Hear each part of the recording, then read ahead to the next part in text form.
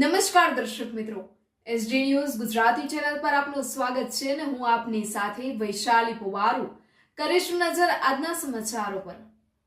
વાત કરીએ ઉના તાલુકાના કરજડી ગામની, જ્યાં જન્માષ્ટમી પર્વ નિમિત્તે ભવ્ય શોભાયાત્રા અને મટકી ફોડ કાર્યક્રમો યોજાયા. સમગ્ર ગામમાં કૃષ્ણ ભક્તિનો માહોલ છવાઈ ગયો હતો.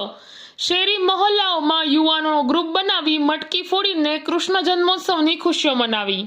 હાથી ઘોડા પાલકી જય કનૈયા લાલ કી ના નાદ સાથે સમગ્ર વાતાવરણ ગુંજી ઉઠ્યું.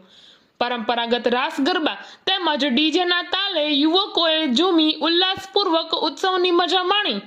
હાથી ઘોડા અને પાલકી સાથેની શોભાયાત્રાએ સમગ્ર વાતાવરણમાં દિવ્યતા ભરી દીધી.